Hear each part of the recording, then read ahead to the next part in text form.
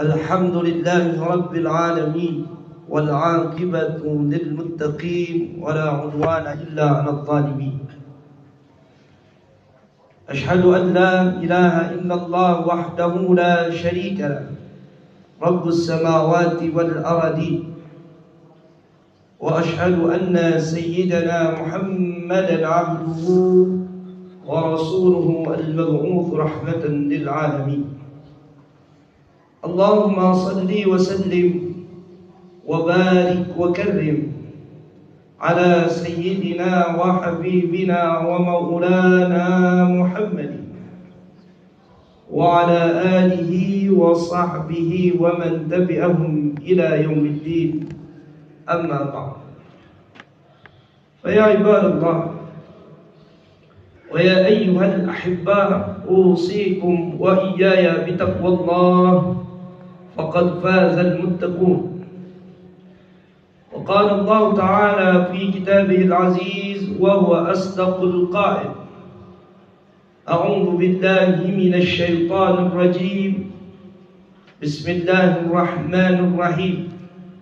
قل يا عبادي الذين أسرفوا على أنفسهم لا تقنطوا من رحمة الله إن الله يغفر الذنوب جميعا إنه هو الغفور الرحيم. وقال رسول الله صلى الله عليه وسلم: الكيس من دان نفسه وأمل لما بعد الموت، والعاجز من اتبع نفسه هواه وتمنى على الله الأماني. صدق الله وصدق رسوله النبي الحبيب الكريم. Ma'asyiral ahibba, sidang Jumat yang dimuliakan oleh Allah Subhanahu wa taala. Pada kesempatan yang mulia ini, di Sayyidul Ayyam ini, di masjid yang penuh dengan keberkahan ini, khatib ingin mengingatkan khusus untuk diri khatib pribadi dan jamaah sekalian. Mari kita tingkatkan ketakwaan kita kepada Allah Subhanahu wa taala. Takwa yang sering digambarkan oleh Sayyidina Ali, al-khawfu minal jalil.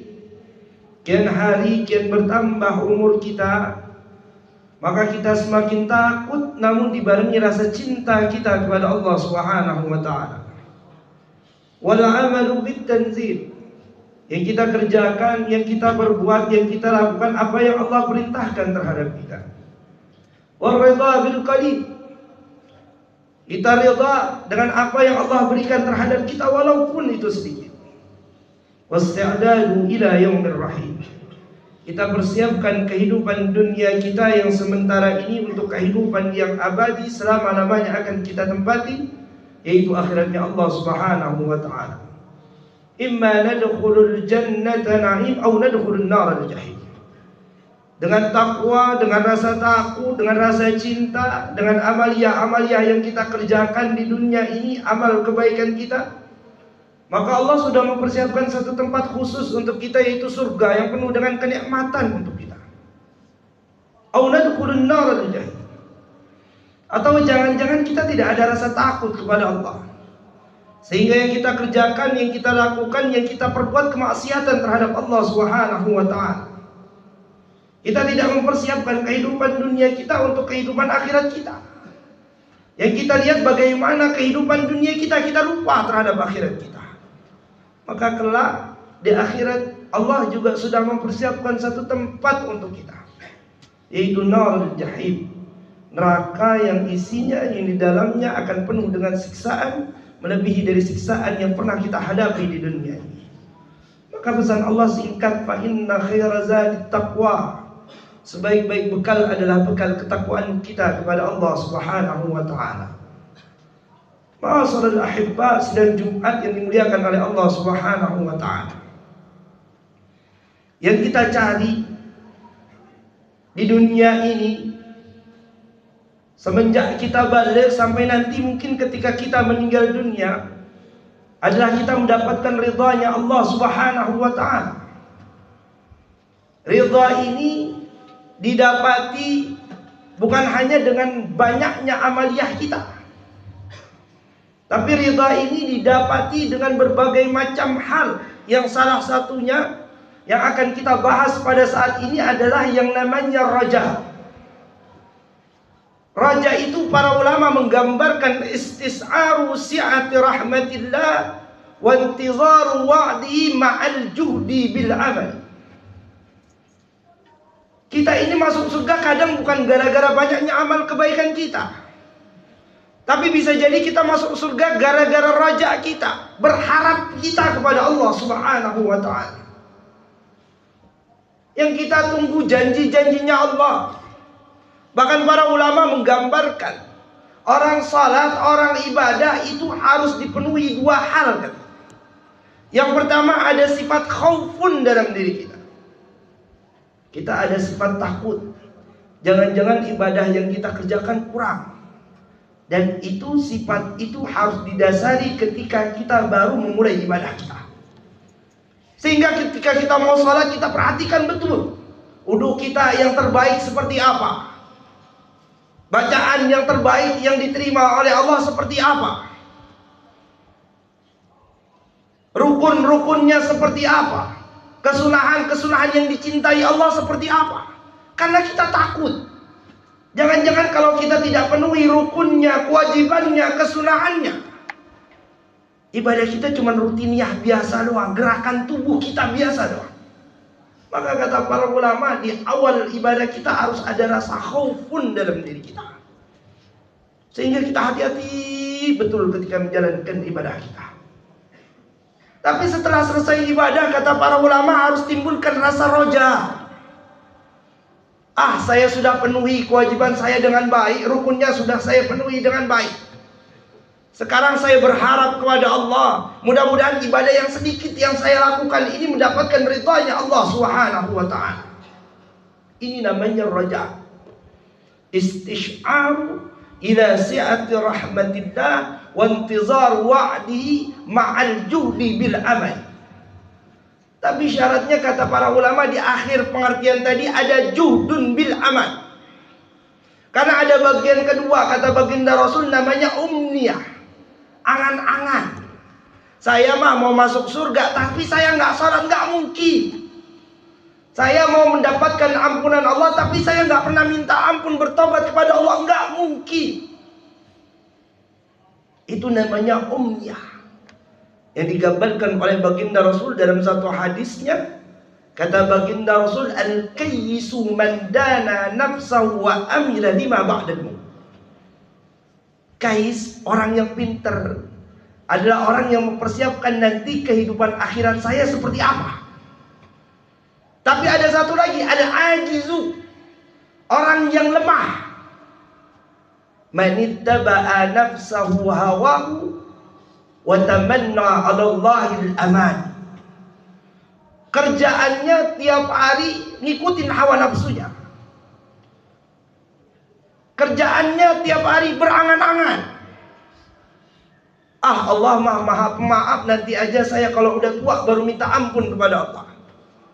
Allah maha pemberi kasih, nanti saja saya kalau udah tua baru mau salat kepada Allah, baru mau ibadah kepada Allah Subhanahu wa ta'ala.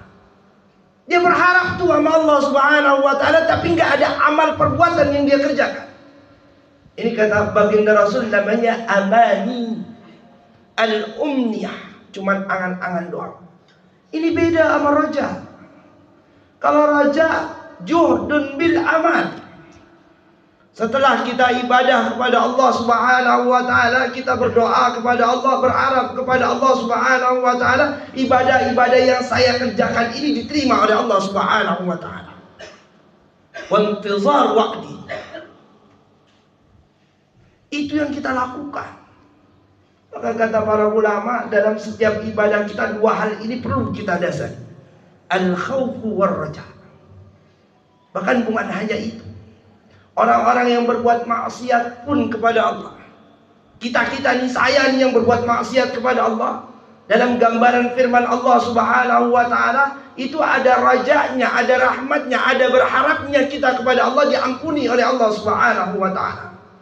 Tapi itu semua kata Allah nggak bakalan terjadi kalau kita nggak pernah bisa minta ampun kepada Allah Subhanahu wa ta'ala. Tapi orang-orang yang pernah melakukan kemaksiatan kemudian mendekatkan diri kepada Allah, dia tahu rahmat Allah begitu luas, ampunan Allah begitu luas, Allah angkat derajat orang tersebut. Ada satu kisah ulama besar namanya Fudail bin Iyad. Julukannya Abidul Haramain. Ulamanya kota Mekah dan kota Madinah.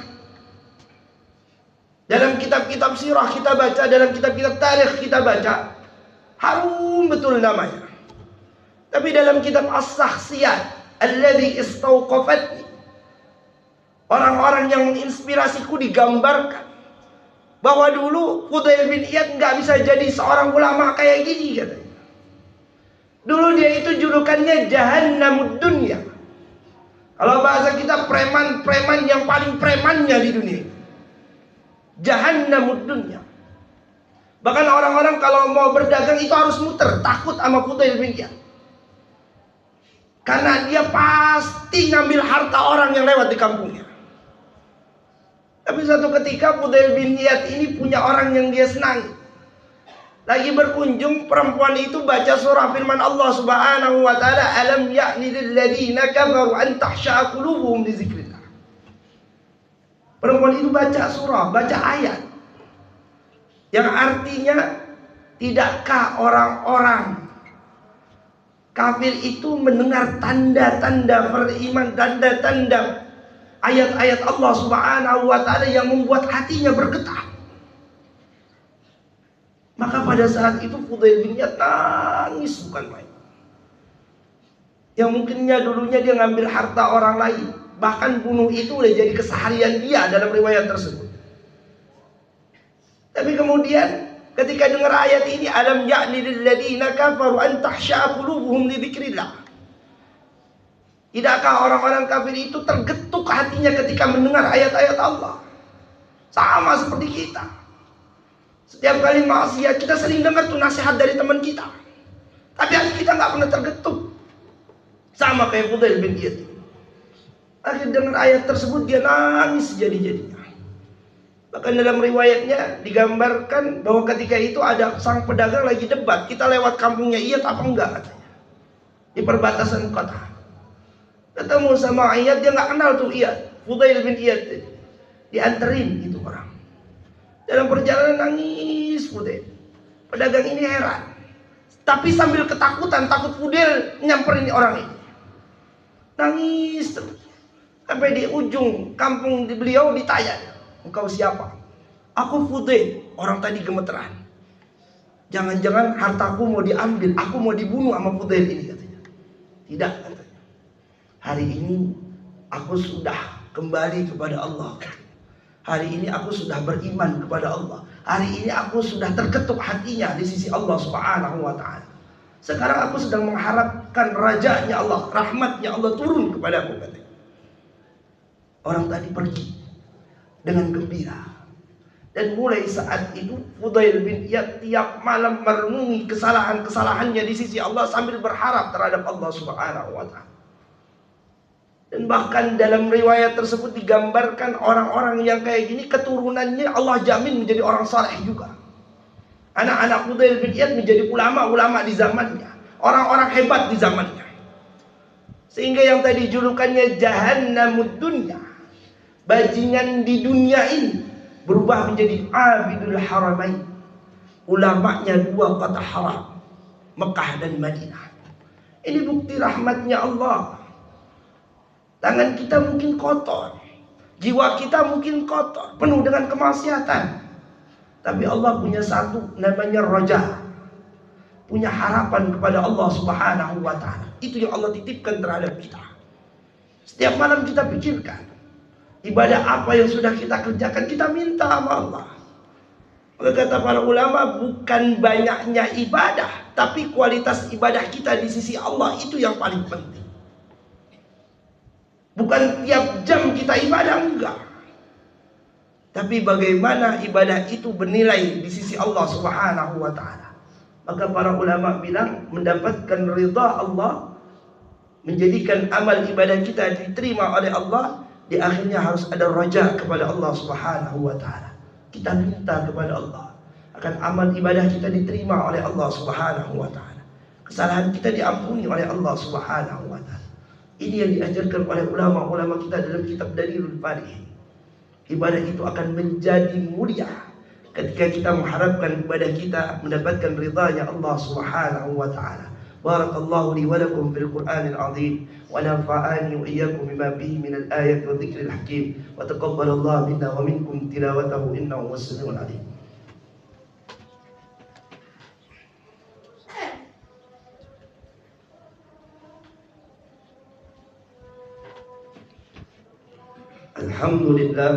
Alhamdulillah ala ihsani wa syukru lahu ala tawfiqihi wa imtinani.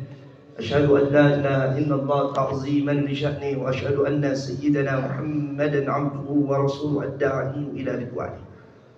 Allahumma salli wa sallim wa barik wa karrim ala sayyidina wa habibina wa maulana Muhammadin wa ala alihi wa sahbihi wa man tabi'ahum bi ihsan ila yaumiddin, amma ba'd. Ibadallah, ittaqullah thumma ittaqullah wa darul fawahisha ma zahara minha wa ma batan wa hafizu ala ta'atihi wa antahu ala ma nahaytakum wa zajjal wa alamu anna Allah amarakum bi amrin bada'a fihi bismi nafsi wa tanna bi malaikatihi qudsi faqala ta'ala wa lam yazal qailan 'alima inna Allah wa malaikatahu yusalluna 'alan nabi ya ayyuhalladhina amanu sallu 'alaihi wa sallimu taslima. Satu riwayat menarik ketika baginda Rasul berkumpul dengan para sahabatnya. Baginda Rasul bilang kepada para sahabatnya, tidak ada satupun seseorang yang masuk surganya Allah karena amal ibadahnya. Tidak ada, kata baginda Rasul. Sahabat bertanya, wala anta ya Rasulullah, termasuk engkau ya Rasulullah? Termasuk aku, wala ana. Aku juga gitu.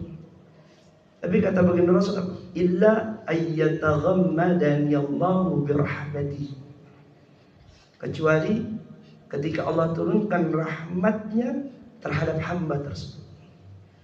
Maka amal ibadah kita terkadang yang menurut kita kecil di sisi kita, kalau di situ ada rahmatnya Allah, ada kasih sayangnya Allah, ada ridhanya Allah, itu bisa mengantarkan diri kita ke surganya Allah Subhanahu wa taala. Allahumma shalli wa sallim wa barik wa karrim ala sayyidina wa habibina wa maulana Muhammadin وأزواجه الطاهرات أمهات المؤمنين وعلى الخلفاء الراشدين أبي بكر وعمر وعثمان وعلي وعن الستة المتممين لأصحاب الكرام وعن سائر أصحاب نبيك أجمعين وعن التابعين وتابع التابعين ومن تبعهم بإحسان إلى يوم الدين. اللهم اغفر للمؤمنين والمؤمنات والمسلمين والمسلمات الأحياء منهم والأموات برحمتك يا واهب العطيات. اللهم ادفع عنا البلاء والوباء والرجاء والزلازل والمحن عن بلادنا هذا خاصة وعن بلدان المسلمين عامة يا رب العالمين. ربنا اغفر لنا ولوالدينا وارحمهما كما ربيانا صغارا.